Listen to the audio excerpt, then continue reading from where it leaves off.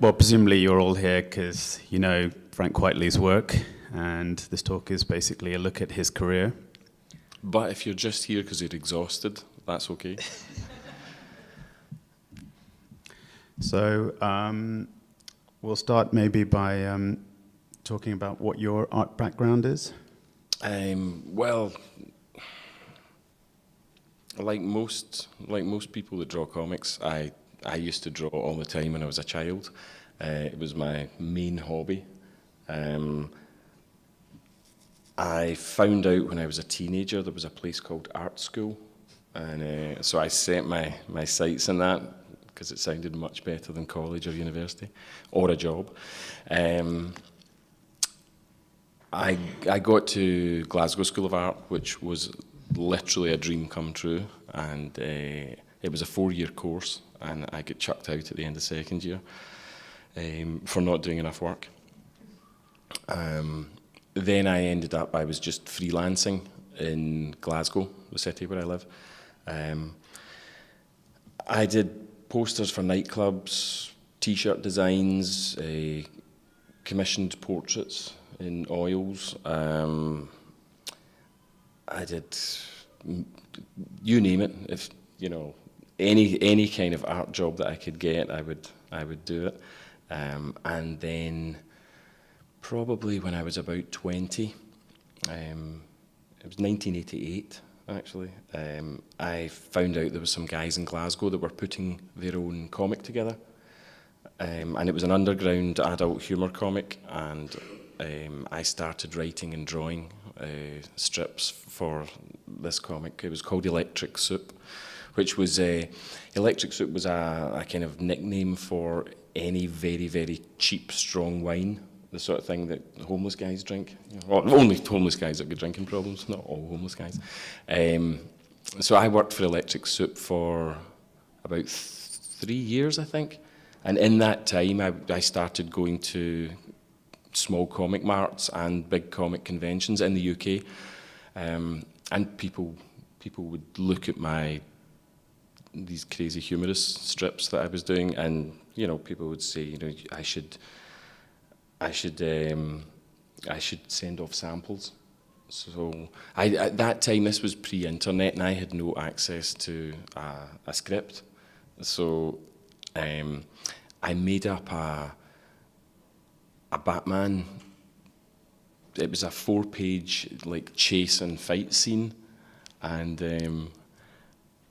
I literally, even though I had been doing these humorous strips, I couldn't believe how long it was taking. Just the sheer amount of work, drawing all the backgrounds and and I actually just get fed up. So the 4th page, I'd done about the top third, definitely less than half of the 4th page of it, and I just thought, no way, I'm not even getting paid for this. And I photocopied the 4 pages, or the 3.5 pages, and sent them off to, I don't know, 20 different publishers. And at that time there was Valiant, and I can't remember. There was loads of publishers, and I sent off 4 pages of unfinished strip work, which is Batman. Of Batman. It was just the worst advert ever. I couldn't even be bothered finishing a submission, and a few publishers get back to me. Most of them just saying, "Not our house style. Best of luck." And there was 2 editors that got back in touch and offered me work, and one of them was Andy Helfer, and he was an editor at DC. DC had an imprint called Paradox Press, and they did the big books, Big Book of Death, Big Book of Losers, Big Book of Urban Legends, and I did, over the course of the next, I don't know, 5 or 10 years, I did 10 of those books, in between doing Vertigo stuff and other things. The other editor was a guy called David Bishop, and he was the editor of the Judge Dredd magazine, which was a sister comic to 2000 AD, and that was the first time that I got a script, and You finished it this time. Yeah. And the way it worked with David Bishop, I was painting on watercolor paper, painting the pages, and he gave me a 7-page Western story, like a futuristic Western, and he said, there's the guy that was meant to introduce us. There's the guy that let us all down. Sorry about being late, I got tied up. That's okay, Mike. Have fun. Enjoy those guys. I hope she was cute.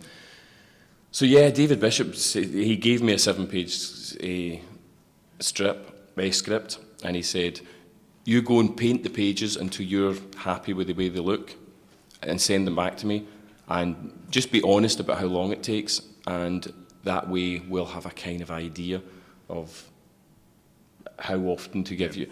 So I did the 7-page Western story, sent it in, told him it took me, I think it was a month, and it's fully painted. Was it a month? Yeah. Okay. No, I did it in 2 weeks and then took the rest of the time off. Showed him. So, yeah, and then David Bishop said, this is great.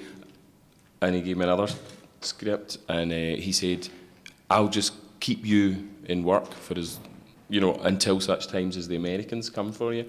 And because that's what happened to lots of people that worked at 2000 AD, or the magazine as we called it. You would get an offer usually from Vertigo after you'd been working for a couple of years, and I actually remember saying to him, because I wasn't a big comic fan at the time, Yeah, I was going to ask you that. Did you grow up with comics? Was working in comics something you actually actively thought this is where I want to be? No, from when I was very young, I just hoped to have some kind of job where I was drawing all the time, or painting, or doing designs, or whatever.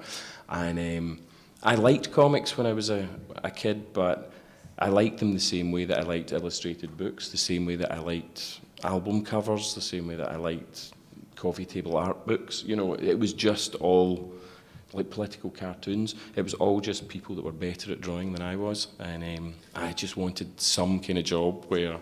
And the thing is, if I'd when I left art school and when I was doing all the different freelancing jobs, if somebody had said, why don't you come and work for us and just do record covers, I'd have been, wow, brilliant, or just do t-shirt designs, or if I found a company that, like a middleman, an agent or something that got me lots of like oil painting, like portraits, that's the path I would have taken. But what happened was when I was asked to write and draw a strip for this comic, Electric Soup, there was something. Obviously, I really enjoyed the drawing aspect of it, but there was something about the writing the story, directing, like the way the characters, the body language, the facial expressions, the settings, just everything was under my control, and there was just something about the kind of storytelling aspect of it that just really clicked with me. So I kind of get into comics by accident, but once I started actually making comics, you wanted to stay. I wanted to stay, and then once I actually started getting paid for it, I was just like, this is really perfect, yeah. So David Bishop said, as long as I'll keep you in work until the Americans come, and I said, I'm happy to keep working here, I just, because it wasn't a huge ambition to draw Flash, or no offense, Flash, but I didn't have a list of characters I really wanted to draw. And also I was painting the pages, so I was kind of in control of everything.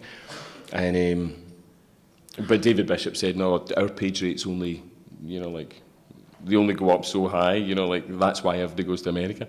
So I should mention at this point, I mean, I don't know how many people are aware that Frank Whiteley is actually your pen name. Yeah, oh yeah, my name's Vincent. And how did that come about?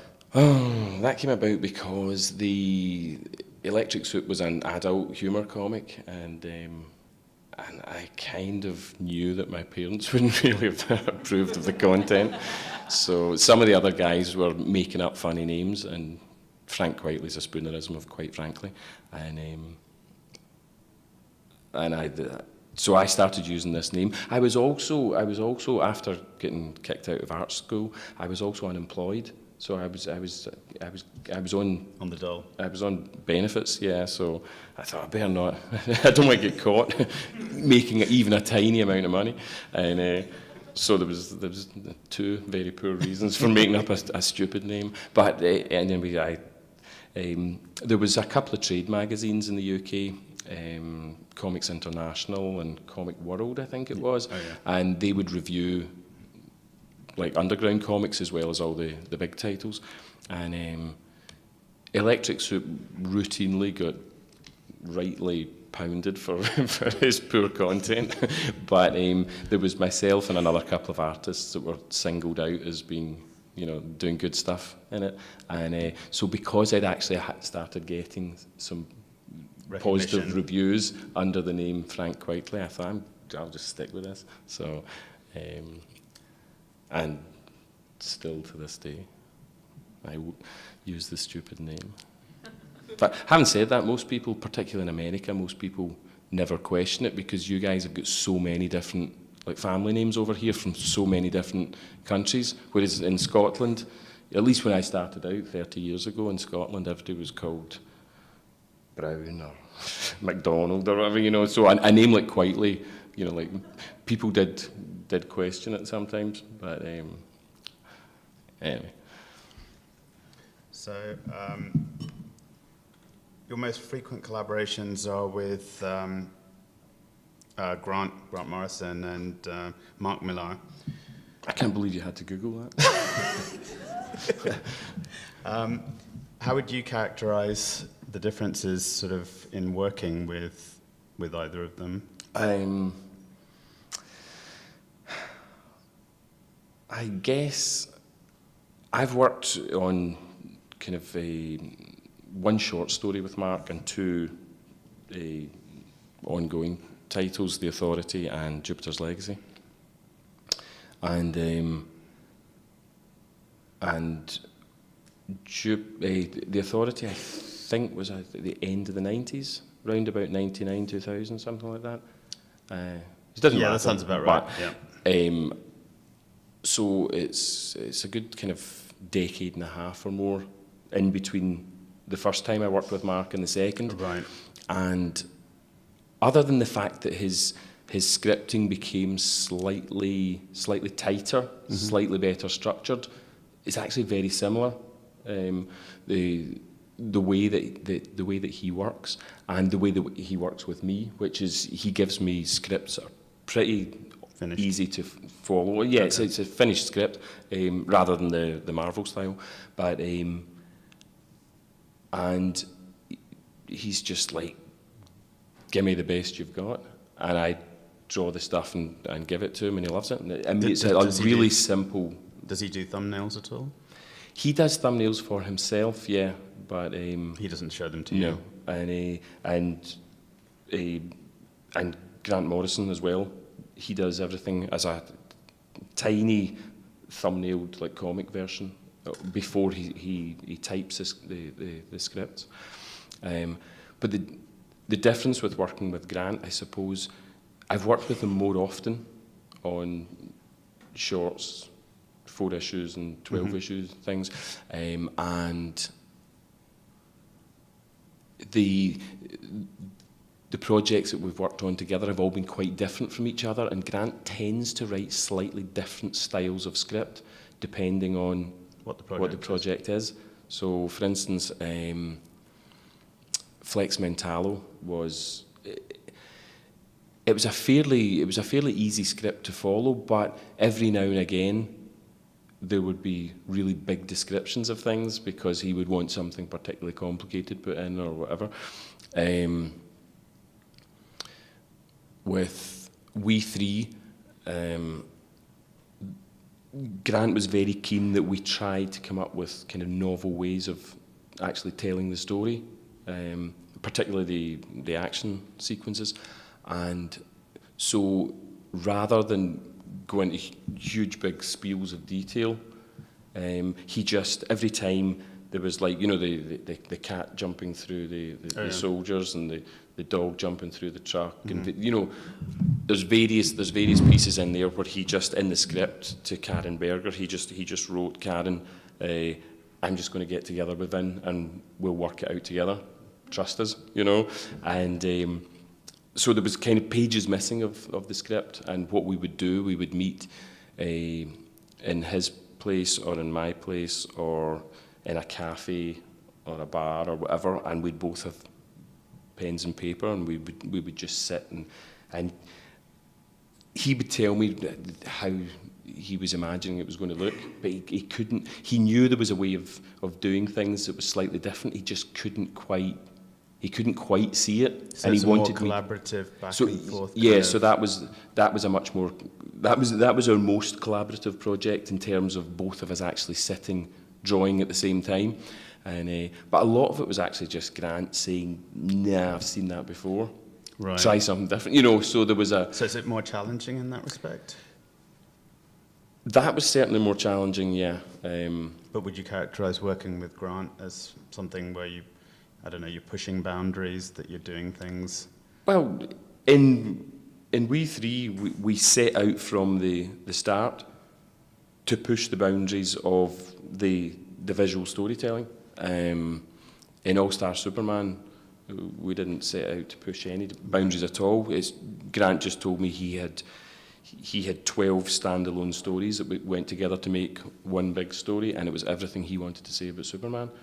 And they were beautiful, simple scripts that effectively weren't challenging in the slightest. It was just the way they were put together they were just really easy to work on. Other than the fact that it was like 12 issues for me, because I can only do 2 pages a week, is actually quite a big commitment time-wise, But and did you recognise when you first saw the Superman scripts that, I think everyone would recognise it as one of probably the classic Superman stories. Did you recognise that at the time when you first saw the scripts? I knew, because Grant really, really loves Superman. Grant really loves superheroes in general. He's got no apologies or no shame about it. He really loves superheroes, and he really gets them, and so I knew he was going to do a good job. But Superman wasn't. I'd hardly read any Superman stories before getting those scripts, and when I got the first script in, I just thought, wow, this is a brilliant issue 1.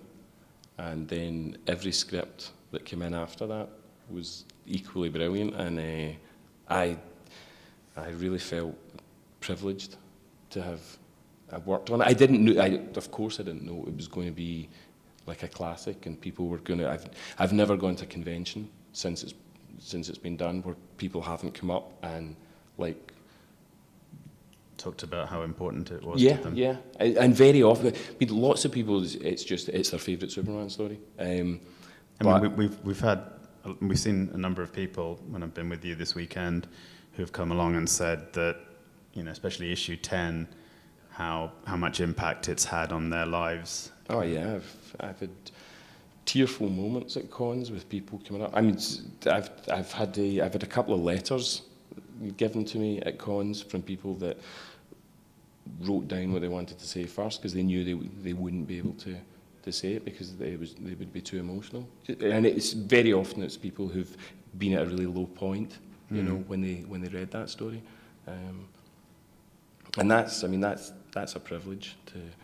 But so I knew that the stories were really brilliant when each time I got a script in, and I felt very lucky to be drawing them, but I didn't realise just how much they would connect with other people. And interestingly, when Grant took over New X-Men, he'd said to me, this is the thing about him getting superheroes.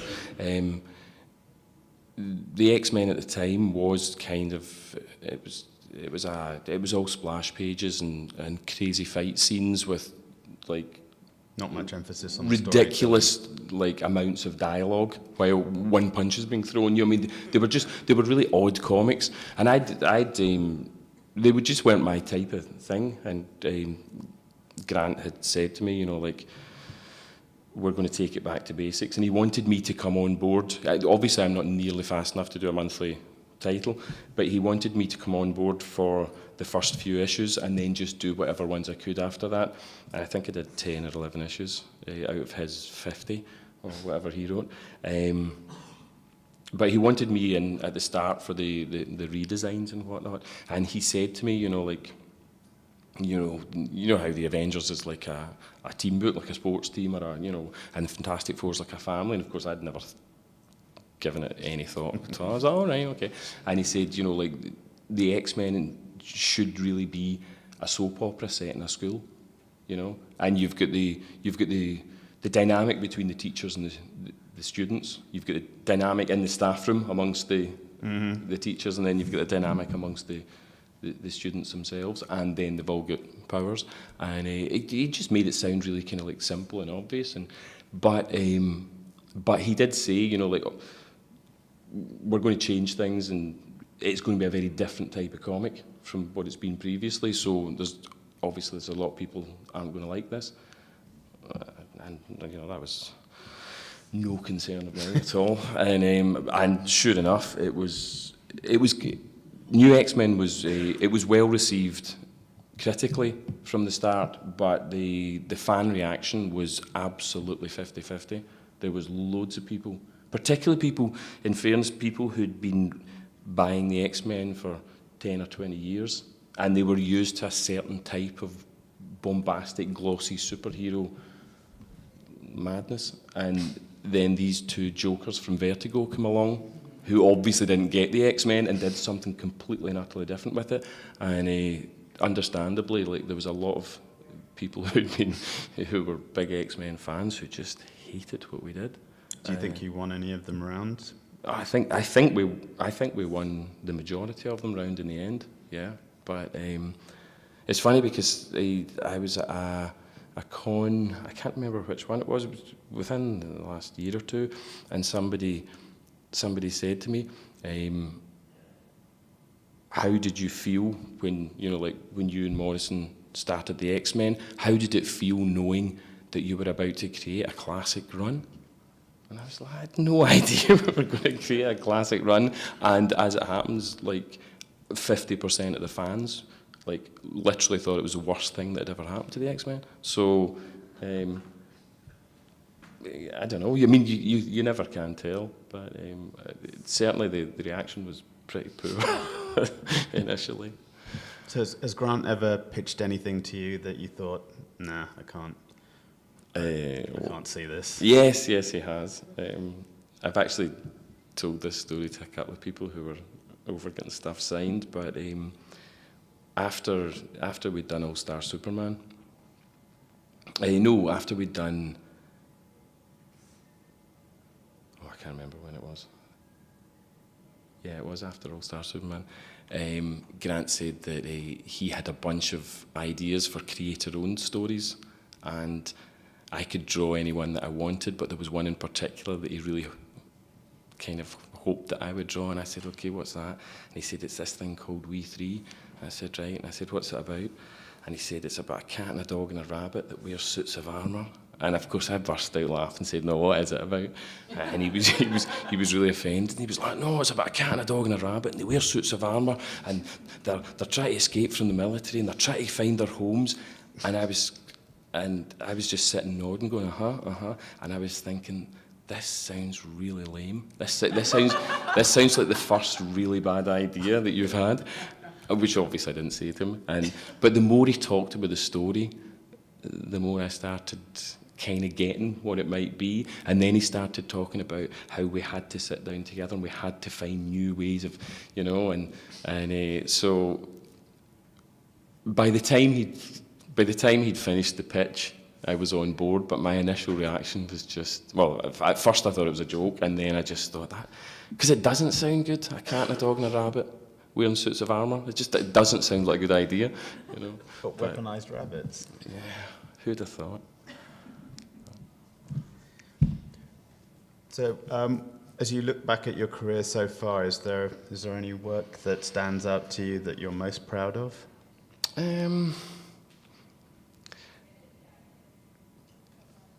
When I started out, obviously I was painting the pages, and I was kind of in control of everything. And then when I started working for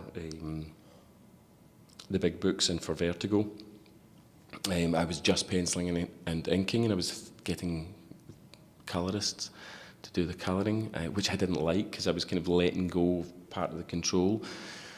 And so I always and I was right from the start, I was always encouraged to just do the penciling, because then I could produce more pages. But the idea of getting an inker didn't sit well with me. You know, it seemed even worse than having a colourist. And I didn't get an inker until I did the very last issue of The Invisibles. And time-wise, because I was supposed to be going to the Authority straight after it, and the Authority was a monthly book, and Warren and Brian were coming to the end of their run, and I knew I was going to have an inker on the Authority, because they hoped it would be a monthly book. So, you know, like, I was losing more and more what I felt was creative control. What was good about doing the Authority and just penciling and having Trevor Scott ink it, and I actually really liked Trevor's inks. You know, they gave it a kind of continuity, and it also made it look like it kind of fitted into the Wildstorm universe. But You did win an award as an art team for the Authority, didn't you? yes, we did. Yes. But initially, it really wouldn't have been a first choice to have an inker. But then I thought about it, and after working with an editor called Dan Raspler, and we can come back to this later, I had kind of become sort of obsessed with storytelling, with visual storytelling, and so in my mind I thought, if I'm just doing the penciling, I'm actually doing more. I'm doing more storytelling, you know, like, because if it takes me X amount of time to pencil the page, and then I go on to the next one, rather than stopping and inking and then colouring, you know, like, I'm actually getting through more pages, I'm learning more. And that was true, it was a learning curve. But to get back to your question, which I've just remembered about, after years of just penciling and inking and having other people colour my work, I did a short painted Sandman story for a book called Endless Nights. And because I was, for the first time in years, I got back to painting again. I actually, even though I look at it now and it's overworked and there's bits that I would change, but I still look back on it fondly, just because it was me getting to do everything again. We three, I look at fondly, because I think between us, Grant and I did manage to do some kind of original things there, storytelling-wise, and All-Star Superman, because simply because of the connection that So that's it's had something with that other people. So it's kind of three different reasons for those Yeah. three projects being kind of being special to me. And is there a unfulfilled aspiration for you, a character or person that you'd like to work with in the industry? Yes and no. I mean, what I would like to do in the near future, when I've got my decks cleared, I've written a bunch of short stories, so I would like to draw some of them as short strips. But it's a question that often comes up, like, is there a character you've not drawn that you'd like to draw? And do you know, I actually kind of quite fancy doing the Hulk. At the moment, I'm not really wanting to spend more time working on licensed characters. I want to just kind of do bits and pieces of different things and do my own thing and do more creator-owned work. But of licensed characters, I mean, I quite fancy Daredevil, other than all the buildings. If I could get somebody to write me a Daredevil story that's set in the desert or outer space, that would maybe work. Actually, that would be terrible. Yeah, I don't know. I think maybe the Hulk of other people's characters. I think the Hulk was one that I would enjoy. And what about people? People, any collaborators you'd like to work with? I don't doubt that I'll work with Grant Morrison and Mark Miller again, or Millar, as he likes to get called. Anyone beyond them? Yeah, I mean, I shouldn't actually, I shouldn't start with a list of other writers that I would quite like to work with at some point in the future, because it's a long list and I'd miss people out and think, oh God, I didn't mention so and so. But yeah, I have actually spoken to a few other writers, and with plans to do something at some point together. But just in case I don't get round to it, I probably shouldn't mention it. So you did mention about the X-Men run. At some point, you went digital to penciling and digitally inking. Was that a control thing again? Yeah, on New X-Men, I think it was either 7 or 8 different inkers, and I think about 5 of them were credited. But some of them were getting a bunch of pages and then giving a couple of pages to other guys in their studios and stuff. And right. there was no consistency. And funnily enough, some of the inkers I liked, but at the same time, because I wasn't getting to choose inkers, and there's some issues of New X-Men that came out, and there's maybe like 3 inkers credited, but there's actually 5 working on it, and I could see the different hands at play there, and it was kind of unsatisfying. So what I did was also, when I pencil for myself, I pencil quite loosely, because it's all about setting the scene, about and then I leave all the detail to when I'm inking. And when I was inking for other people to ink over me, I was doing incredibly finished pencils. And eventually I thought, because I preferred the pencils to, particularly to the mixture of inks, from different inkers, I asked Marvel if we could just shoot from the pencils, and we did, and it was kind of okay. But because they were doing it, not me, there was no kind of cleanup. There was no kind of control again there for me. So I think probably, what did I do after New X-Men? Well, it was the short Sandman story, and then it would have been All-Star Superman. So by that time, I was penciling in blue line, and then doing the finished line work with a graphite pencil, and then Jamie Grant was scanning the pages and just cleaning it up digitally, yeah. And and then at some point, instead of doing the blue line in pencil, I started doing the blue lines digitally and just printing them out in a very pale cyan and doing the finished line. And that's the way I'm still doing it just now. So I still have originals, but the loose underdrawing is digital. Okay. But ideally, what I'd like to do, I did a couple of things in Manga Studio. Just like I did a couple of covers. The Zombie Granny for The Walking Dead was all digital, and there was a Batman and Robin, it is Batman Inc. cover. I did that all digitally. And I think maybe for doing short stories, I would maybe try doing some of them all digitally, but I'd also like to get back to doing some of them in watercolour paper and doing everything, 100% you. Yeah, just the old-fashioned way of paints. Over the years, you seem to have switched back and forth between sort of mainstream comics and smaller, more esoteric projects. Is that a conscious decision on your part? Or?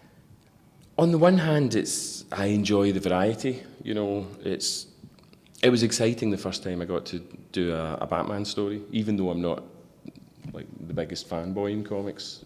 It's still, it's still, Batman's a cool character. He's a character that I like, and to get to draw Batman. But the first one was the Scottish Connection, which was written by Alan Grant, and that was a wee 64-page, kind of like a wee skinny graphic novel, and that was, there is a kind of Buzz about. there is a buzz about that. There's a buzz about getting a shot at doing one of the X titles, but equally, like I did a short kind of sort of urban horror story thing with Bruce Jones called Watching You. It was for one of the Vertigo anthologies. Oh, yeah. It was just, I think it was maybe 12 pages or something, and it was a brilliant script, and it was a really dark story. So I kind of like going, different lengths of story and different genres as well. So, so partly it's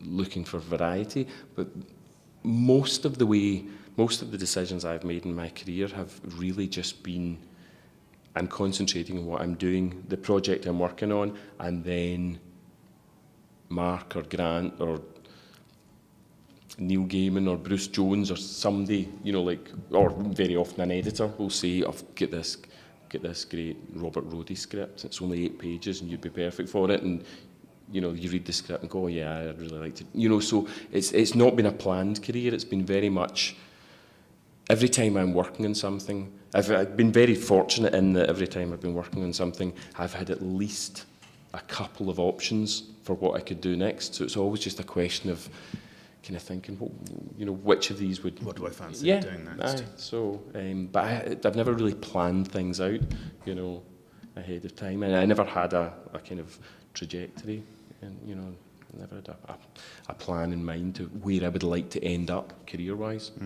I still don't. At the moment, I would like to do a few short things of my own, and just see what happens after that. So, post Jupiter's Legacy, you haven't been doing a lot of comic work. What have you been up to? I took on a bunch of covers, just so that I would keep things ticking along. But the Radisson Hotel Group have got this new concept called Radisson Red, and it's it's a hotel that's basically aimed at millennials, and it's they build them near music venues, and you download a free app, so you check in before you arrive, and you put your bags in your room and you choose what you want to eat and go downstairs and pick it up and all this, Anyway, the designers that have designed the first, I think, half a dozen or so of these hotels that have been built. It's actually a Scottish design company. It's a company that are in Glasgow. They're called Graven, and they did one in Dubai and one in Belgium and one, I can't remember where they all are, and then they did one in Glasgow. And what the designers decided was that for whatever city the hotel was being built in, they would use a local artist, and they would just blow up their work really big all over the walls, in the bedrooms and in the public areas. And so I had an exhibition in an art gallery in Glasgow, and the designer from Graven had gone along because he's a big fan of any style of drawing. Wasn't particularly a comic fan, but he went along to that exhibition, saw my work. He had seen the documentary that the BBC had made as well, and he thought he would track me down, and he approached me. We had a meeting, and he said, "Have you got anything that is your own copyright that we could?" And he was interested. It was all comic work that was in the exhibition, and so he was happy to use my comic work. And I said, "Well, Jupiter's Legacy is the most obvious thing because Mark and I own the copyright to that." And but of course, in the interim, Mark then started talking to Netflix about selling the whole of Miller World and all its intellectual properties. So then I said to the designer, we're maybe going to have to rethink this. And he said, well, will you just do as a bunch of new drawings? And it just turned into months and months of work. It was spread over 6 months, but it was solidly, I think, about 4 months worth of work. So was there a remit in terms of what kind of imagery they wanted, or was that completely left up to you? It was more or less left up to me. The Bumf, if you go online and look at Radisson Red hotels, it's their kind of theme is art, music, and fashion, and the designers liked my style of drawing, so they said, "Listen, just give us drawings to fill the walls." And in the bedrooms, I went for a static background and just like crowds of different characters. Some of them humorous, some of them kind of attractive, or it's just a mixture of people in a kind of some sort of party attitude. And then for all the public areas, I had kind of landmarks from Glasgow, the tops of buildings, and all these, because they liked the idea of. I did an image for the exhibition in Glasgow, which had the museum itself with Superman flying over the top of it, and they liked the idea of doing something along those lines. So I actually had all these people, like swarms of people, like flying, like in currents. So there was a whole variety of people. Like I tried to make it as like cover all the Glaswegian stereotypes and all the tourists, and so we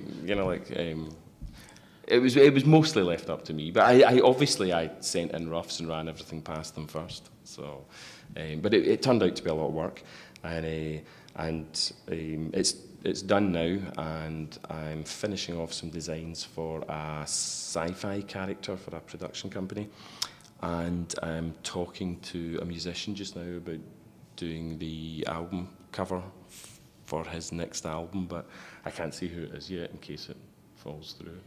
So. And does that cover, have you got anything else in the pipeline beyond that? I've got a bunch of short stories I'd like to get started on.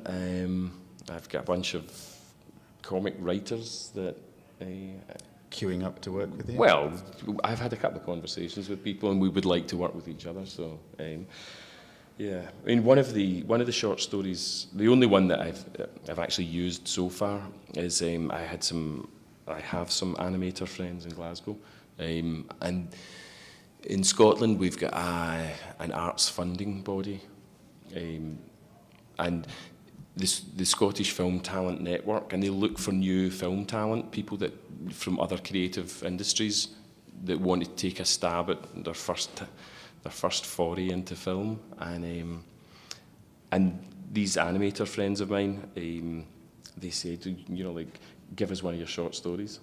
So I gave them a short story, and they submitted it to this funding body, and we were shortlisted for consideration. But what we had to do was we had to go to story, what did they call them? Story development workshops. So it was like a kind of, it was a 6-day course where you had to watch some short films that they had funded in the past that they reckoned were really good, and they actually were really good. There was I don't know, I think we maybe saw about 12 short films, and they were all kind of like award-winning shorts, and we had to discuss what it was that made them work.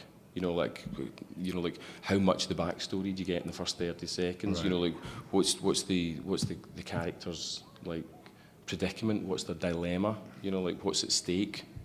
Why do you care? And Dissecting the yeah, elements. and then I had to go on a screenwriting workshop and learn how. Once we'd got the story working the way we wanted it, then had to write it out as a screenplay.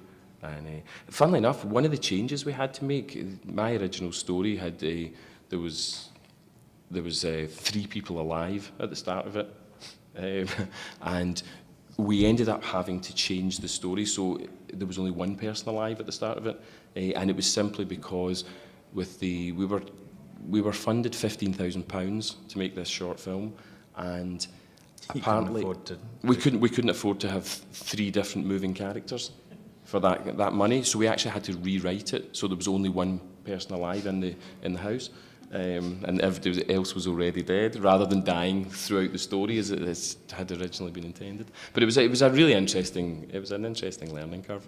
But yeah, because apparently the yardstick for CGI animation is about £10,000 per minute, and we were awarded £15,000. And most of the other short films, for how many minutes? Well, it was 6 minutes. So we actually had an Indiegogo campaign as well to raise a bit of extra cash, and the animators obviously did it for, you know, Peanuts. it was very much a labour of love for all of us, right. you know. And is that available to view now? Not yet. It's doing the short film festival circuit in various different countries just now, but I'm sure it'll end up on YouTube at some point. And I believe you have a sketchbook coming out this month? Oh yeah, and I've got a sketchbook as well, yeah. A Glasgow publisher approached me about doing a wee hardcover sketchbook, and it comes out at the end of the month, and there's, I don't know, 7 or 8 chapters in it. So there's Jupiter's Legacy and Jupiter's Circle and We 3 and Pax Americana. Nothing to Declare, which is a short film, and then there's just some miscellaneous like sketchbook work, and so it's a kind of mishmash of some of it's like process stuff for maybe some of the more complicated pages of Pax Americana and We 3, just breaking down how they were put together and why they work that way. Some of it's about character design, some of it's about animation, some of it's about my process for making covers, some of it's just sketchbook work, so it's excerpts from your personal sketchbooks. Yeah, yeah. So, shall we? I think we shall. So we throw it open. Does anybody have any questions they'd like to ask? Your style, your incredible style. Can you say, was there anyone who influenced you? When you first started drawing? Yeah. Hundreds of people have influenced me. When I was a child, there was a newspaper, a Sunday newspaper that had a strip in it. It was a Scottish artist called Dudley Watkins, and his style was very much like Winsor McCay, you know, Little Nemo. That was my biggest, earliest influence. John Buscema's Conan, Jack Davis and Mort Drucker from Mad Magazine,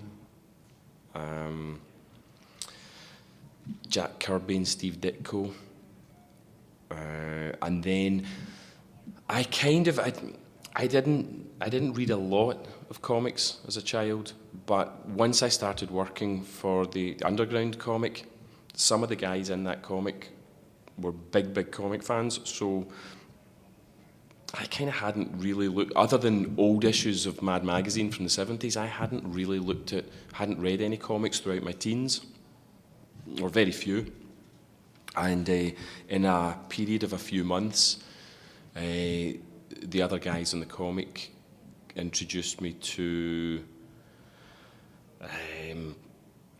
Frank Miller, Jeff Darrow, Mike Mignola, Katsuhiro Otomo.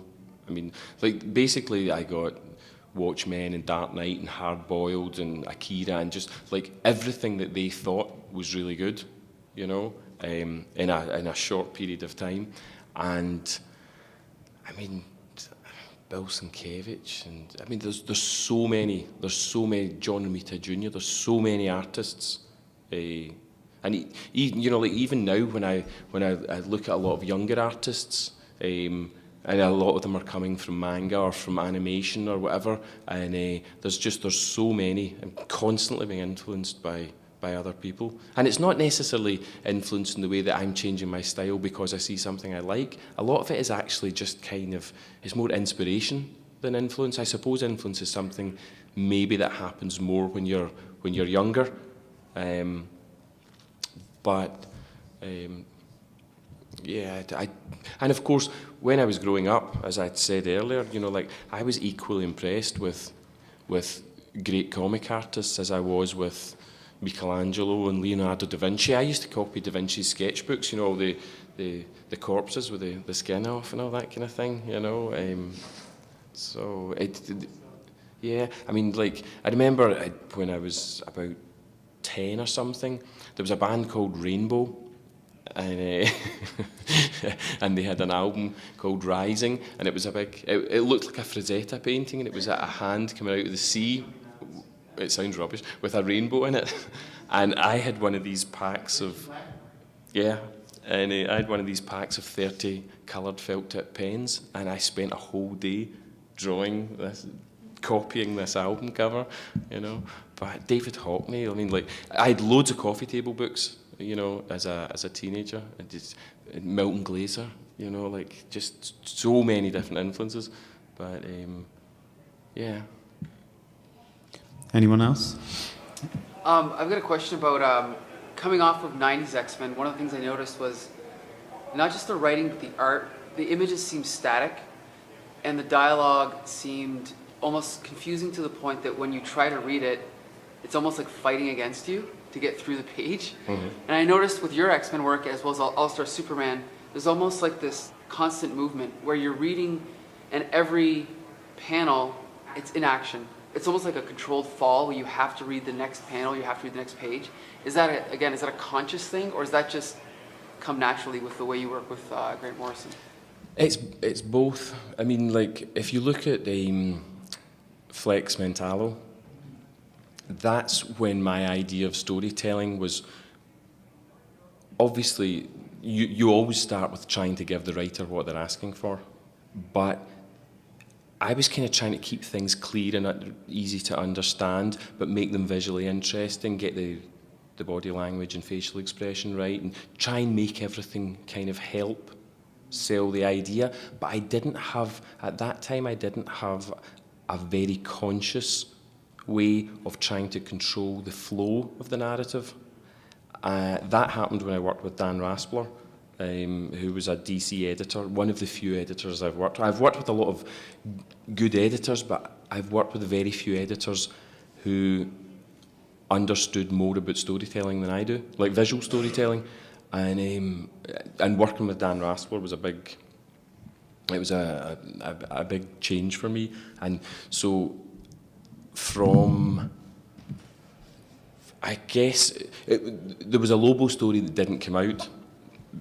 That's the first time I worked with Dan, but the thing that was published after, and it was Dan Raspler who was the editor of this as well, was JLA Earth 2, and Dan made me do like a really, really simple version of every single page. It was a 96-page graphic novel, and I had to fax through a Sharpie simplified version of the page before I started penciling, just so that he would check that the storytelling was okay. And when you can't rely on detail or any kind of flashiness to sell the idea, you have to make the storytelling work when you're using like stick figures or whatever.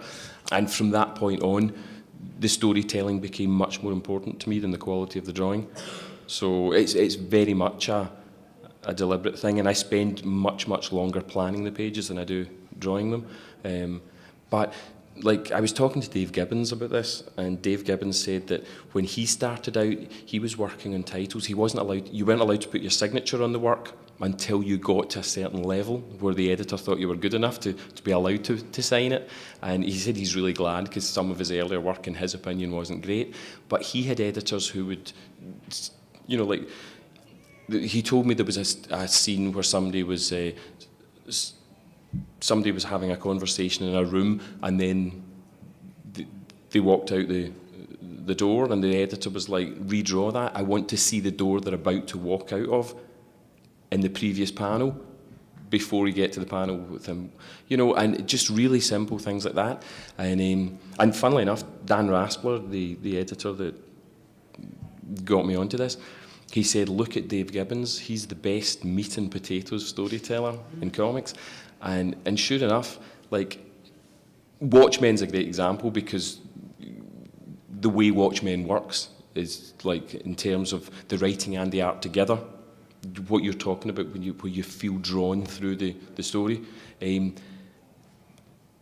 you pick up Watchmen anywhere in the book, just open it at a random page and start looking at how it is that Dave Gibbons, why he's made the decisions that he's made, and after a couple of minutes you'll realise you've just read 10 pages and you've not been paying any attention to what he's been doing. It just carries you along. And that stuff, I mean, it probably happens, maybe it happens like with people like Alex Toth or something like that, I don't know. Maybe some people can do that kind of thing completely intuitively, but for most of us, when storytelling works in a way that it draws you along, that's usually an awful lot of effort by both the writer and the artist to get it to work that way. So it's generally a long process. Yeah, it's to make it easy for the reader, you know. So that's the point of it. Okay, I think we're going to have to wind that up now. Thank you. Thanks very much.